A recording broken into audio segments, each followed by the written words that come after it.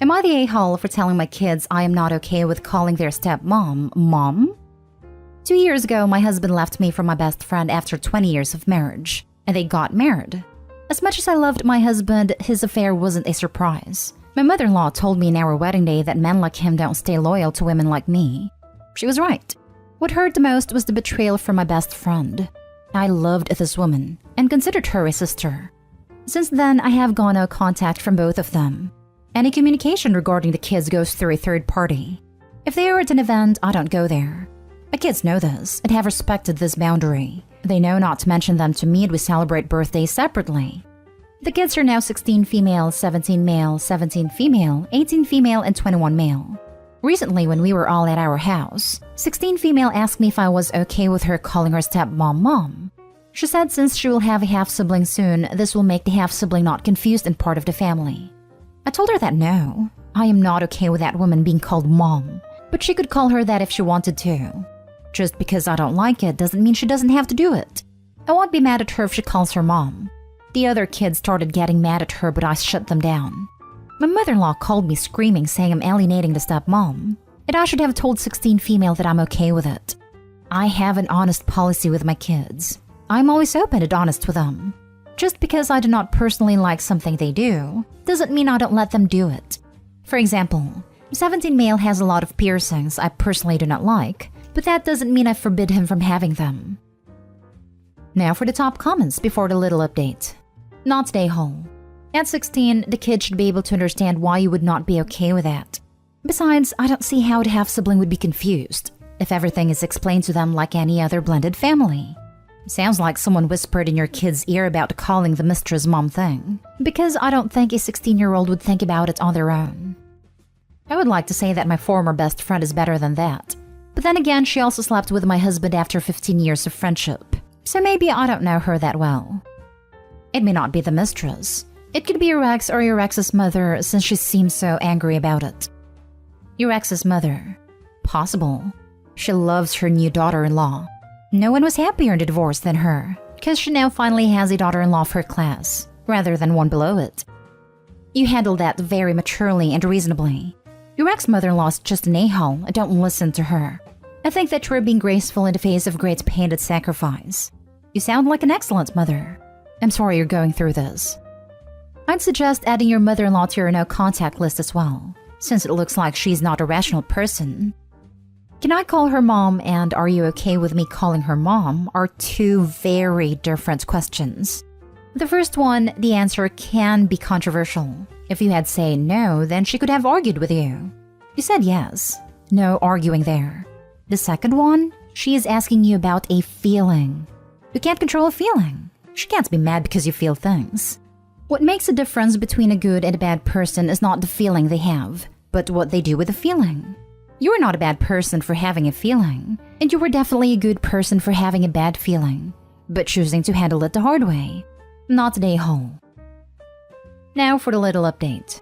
I just went up to my daughter's room. I gently asked her why she gave mother-in-law my number. She said because grandma asked her. I asked if it was her idea to call stepmom mom. She said yes. I told her she is more than allowed to call her mom. It doesn't matter how I feel about it. I also told her that I want no contact with her grandmother for a reason, and she isn't allowed to give my number out to people I don't talk to. She apologized. Also to the people asking about the stepmom. She was my best friend for 15 years and the kids considered her an aunt. When the affair happened, the oldest kid stopped talking to her, but the youngest was very attached to her still. Maybe that's why she feels comfortable with calling her mom. Either way, it's her choice. I would also like to address a few things. To those of you accusing me of blaming the stepmom and not my husband for the affair, I blame both.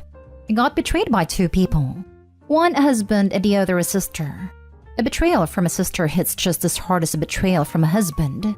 And secondly, some of you have been commenting on why my daughter is so attached to the stepmom. My youngest is a very loving person. Her stepmom has been in her life since she was 1 year old. Back then she was auntie, but after the affair, all my other children turned away from her. But it wasn't so easy for my youngest. She still cares for her. My boundary is still in place. I'm no contact with the ex-mother-in-law and ex-best friend. I will be logging off now. Have a great day. Next story is titled, Am I the a-hole for not contributing to my family's expenses related to my wedding? My fiancé, 26 female, and I, 28 male, are getting married at a destination wedding next summer. The destination is special to my fiancé as she vacationed there with her family a couple times when she was younger, and it holds sentimental value to her. I was open to the idea since I am pretty indifferent when it comes to the wedding planning, and this seemed like an easy way to check a lot of boxes at once, plus the added bonus of my fiancé getting a wedding she dreamed about. Of course, the downfall of a destination wedding is that people might not be able to attend. We expected this and had a lot of conversations about making sure we don't take anything personally if people can't attend, and we're very clear to the people we asked to be in our wedding party about the cost and expectations. There were a couple of friends they asked to be groomsmen that had to decline due to them having young kids, and I totally get that and respect it. I'm not an idiot. My wedding is not more important than your kids to you. This hasn't been as much of a problem with my fiancé's side, as her family comes from money, and destination weddings are kind of the norm for them.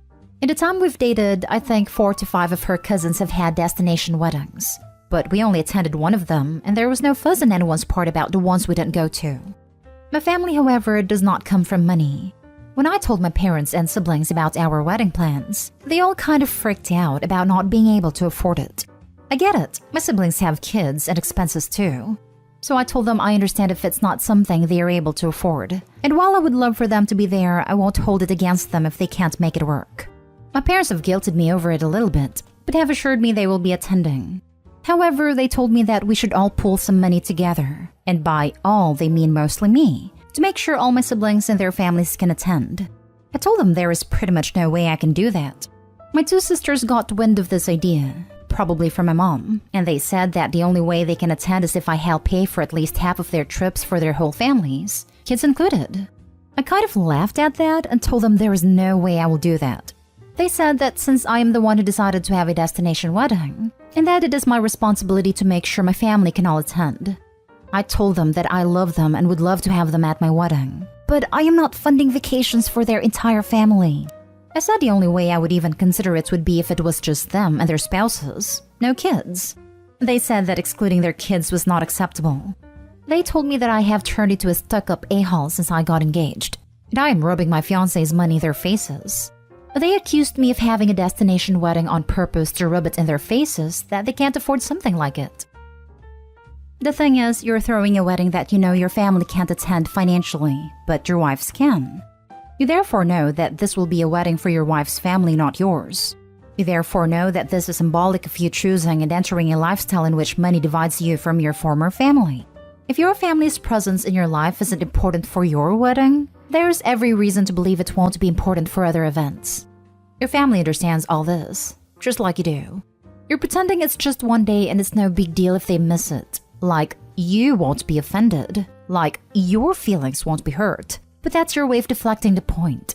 It hurts them to watch you choose money over their participation in your life. It hurts them to be excluded from the wedding of their close loved one. You're the a-hole. Take responsibility for leaving your family out of your wedding. It hurts them to watch you choose money over their participation in your life. It hurts them to be excluded from the wedding of their close loved one. Meh, they don't really show much interest in my life anyway. Heck, when my sisters FaceTime me to complain, it was the first time either of them had taken the time to call me in almost 18 months. I am 10 years younger than my older sister and 8 years younger than the other. I have been an afterthought in their lives ever since they started having kids. I don't hold it against them. I get it. Their families are the most important things in their lives. I make sure to send cards for each of their kids on every birthday, gifts for every kid at Christmas. I don't even get a text from them on my birthday. Maybe you're right.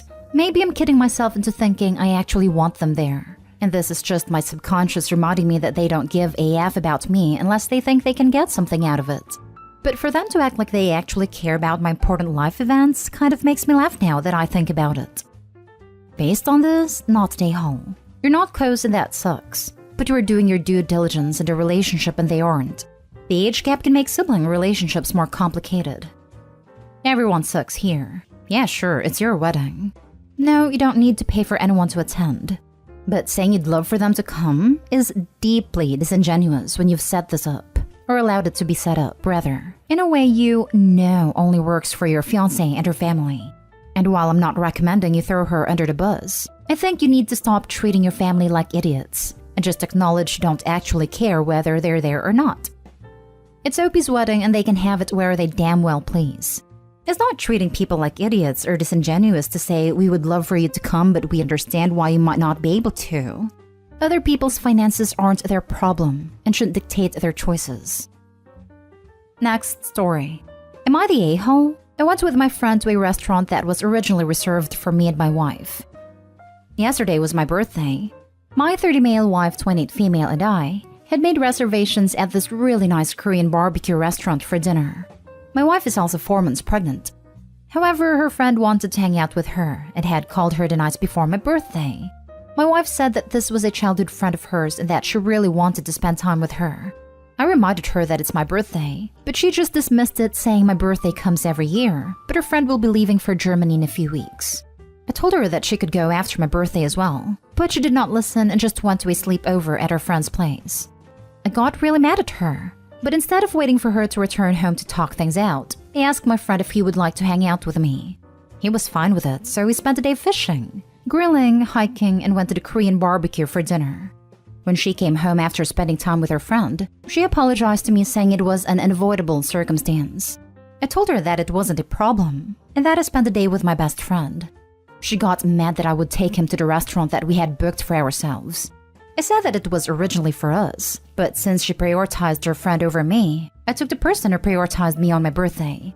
She said that I'm controlling and that I shouldn't be deciding who she spends time with. Now she's neither talking to me nor coming out of the room. I think I went too far by telling her whom she should be spending time with. Am I the a-hole? Now for the comments. But you didn't tell her she shouldn't spend time with her friend? You only asked that she not do it on that specific day. What is she talking about? Your wife is playing the victim here. She seems really immature and rude. Not the a-hole. I know. It's funny because she also stated that her friend is leaving in a few weeks, but his birthday is one day. Normal Darvo crap. Damn. Came back to check on this because of the notification. Didn't really know what Darvo was. Googled it and damn. That is freaking Darvo crap. Legit, she is playing victim now to make Opie feel guilty. And it worked. Opie had to write this because he most likely thought he was the a-hole. Seems to me she's actually the one being controlling. She doesn't prioritize you on your birthday, but then wants to say you shouldn't continue with your plans with your friend in her place? She would have preferred you sitting at home waiting for her on your birthday. That's really not very nice. Edited to add, and correct me if I'm wrong, but this was a milestone birthday? That's not right. Yep, it was my 30th birthday. That's why the fancy restaurant, or we usually stuff ourselves at AC's. Oh wow. Yeah, I think that was a really selfish decision on her part, and you were remarkably cool about it, considering it must have hurt some. So not fair to get mad at you for celebrating with someone who chose to be there for you. I'm confused. What did she expect you to do? Sit at home and cry? Your wife is the a-hole. She didn't need to visit her friend that day. She didn't need to stay out all night and come in the next morning. That's weird. Now for the last story. Am I the a-hole for refusing to return the $600 gift I bought for Mom for Christmas? To start, I want to mention that unlike my wife, I have a very good relationship with Mom. And because my siblings can always afford pricey gifts for Mom this year, I decided to gift her something nice and expensive for once on Christmas. Though I'm currently unemployed, but I work for the past few months, and my wife and I have a joint account. The problem began when my wife found out I purchased a $600 necklace for my mom to gift her on Christmas using our joint account. She went off on me, saying I should have told her and shouldn't have taken money from our joint account that she uses to pay the bills and rent, especially now that we're struggling. I asked why should I tell her since it's for us both, but she reminded me that despite that being true, 1, I no longer work, and 2, $600 is a lot and I should have consulted her. But the reasons I didn't are 1, I feel that it's my money too and I can make purchases using our joint account, and 2, I know if I told my wife she'd refuse to let me buy the gift solely because she hates my mom. She yelled at me saying that it's her hard-earned money I threw away and needed to return the necklace. But I refused because Mom already knows about it. She responded that this is no longer our joint account since I no longer earn money, and that if I want to gift Mom expensive items, then I needed to earn money. She insisted I return it, but I said no, and it escalated to me calling her bitter and controlling, after she pointed out I never got her anything in this price range. She's insisting I return it and at least get a cheaper one, but I'm done being the one with the least expensive/valuable gifts to gift in the family. She's making this her hill to die on. Am I the a-hole? You're the a-hole. Money shared is exactly that. Shared. You're in a partnership. You can't just spend the shared money willy-nilly. And she has every right to be upset if you're using the money you both share to buy extravagant gifts for other people without talking it through first. My rule of thumb is always, if it's more than $100, discuss it. Shared finances is not an ask for forgiveness, not permission situation. This exactly. I never spent more than $100 without consulting my wife. Because of tight bills, I lowered my threshold to $20 unless it is no necessity. Food, gas, oil change. You're unemployed and blew what I take home in a week? Oh yeah, you're the a-hole. Oh, told mom before Christmas so you couldn't return it. Double a-hole. Doing it intentionally behind your wife's back because you didn't even need to talk to her to know it was wrong? You planning on moving in with your mother? Probably should. You need a new place to sleep. This was a triple a-hole move. You said what I was thinking in perfect summary. You should start packing now. It is absolutely unreasonable for someone in your financial situation, having no income, to be making unnecessary $600 purchases from your joint account without agreement from your wife. No parent wants their unemployed adult son buying them a $600 necklace for Christmas. He says she already knows about the necklace though, which may shed some light on why she and the wife don't get along. What sort of person finds out their unemployed son just spent $600 in jewelry? It is like, great, thanks, looking forward to it. Sounds like he and his mother deserve each other.